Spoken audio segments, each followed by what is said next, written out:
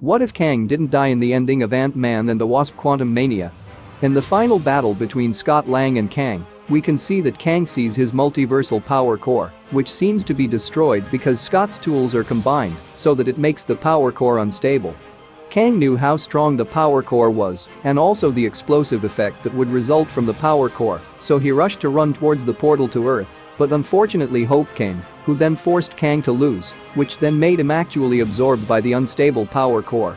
And then the core exploded. With the explosion, it seems to make Kang vanish along with the power core, and in the mid-credits scene, it is explained by Kang's variant that the exiled Kang has died by being shown with a branching timeline. So, can the exiled Kang be declared dead? Based on Kang's variant explanation, exiled Kang is indeed dead, but if we look at the basic rules of the Marvel Cinematic Universe, dead characters must be shown their bodies, like Natasha Romanoff. And for an example of a character who was thought to be dead but turned out to be alive, see Darren Cross, who became MODOK. In the post-credits scene shown that Kang will return, and it could be this exiled Kang who will return. Kang's body is not shown here because the explosion of the power core eliminates Kang and the power core. The core has extraordinary energy, so it is the main tool of Kang that can turn on the time chair to explore the multiverse, and also the source of Kang's strong armor and technology. The multiversal power core seems to have similarity with some of Marvel's artifact. We try to look at the comic source, where Kang has a time travel artifact called the Light of the Centuries Sphere. First appearing in the Avengers issue 69, the Centuries Sphere has a shape like a crystal ball, just like the core also seen in the Quantumania movie. Despite its relatively small shape, the Centuries Sphere allows Kang to carry objects or people across time and space. In other words, he relies heavily on the Centuries Sphere if he wants to time travel on a larger scale. There is an artifact other than the Centuries Sphere, the Forever Crystal. First appearing in the comic Avengers Forever issue 3, the Forever Crystal is an artifact in the Marvel Universe created by Immortus, a future variant of Kang who devoted himself to the Timekeepers. Immortus's main purpose in using this tool is to change the fate of humanity while preventing their ambitions for extraterrestrial conquest.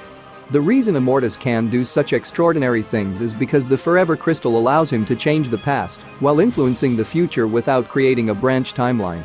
It is likely that the power core Kang used in the Quantumania movie is an adaptation of one of these artifacts, or it could be a combination of the two artifacts because it can be seen that with the power core, Kang can travel through time and the multiverse and provide extraordinary energy to Kang's armor.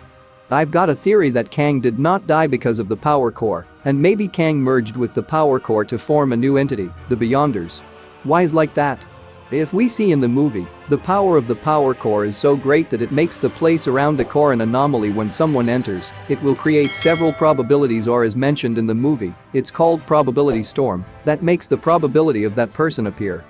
Or can be simplified as a variant because, as can be seen from Scott Lang, there are so many variants of him that appear in that place that have so many differences, then there is even one probability that uses Baskin-Robbins work clothes. Kang here is likely to be absorbed and then bring up several variants of himself, which then work together as Scott did, and then coincided with the explosion of the power core, so that there was a merger between Kang and his probability with the power core, which made him a new entity that has extraordinary power on a multiverse scale, namely the Beyonder. But why would Kang's variant dare to say that exiled Kang is dead?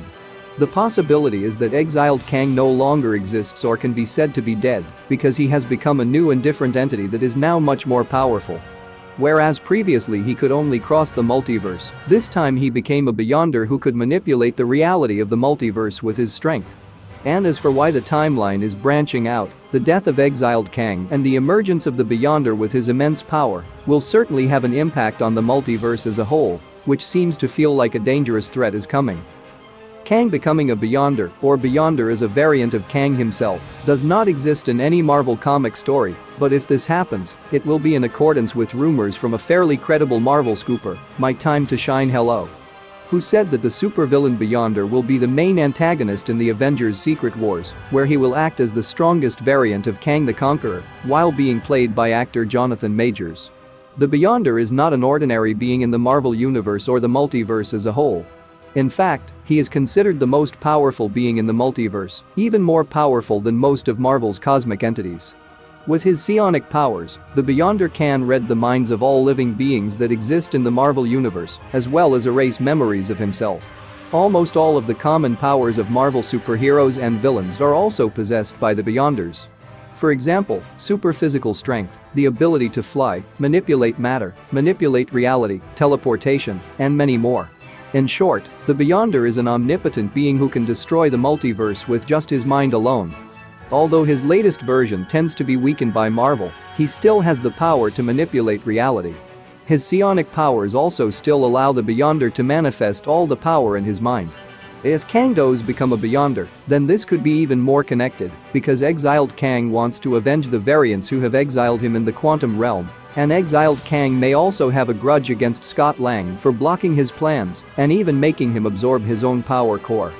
With the background of the story, it will be the right setup to be the background of Kang, who becomes the Beyonder, has a desire for revenge both for his variants and Scott Lang and humanity.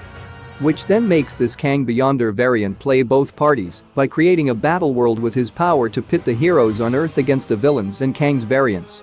If we look at Marvel Comics, there are two Secret Wars stories, which were released in 1984 and 2015. There is an influential villain character, Dr. Doom.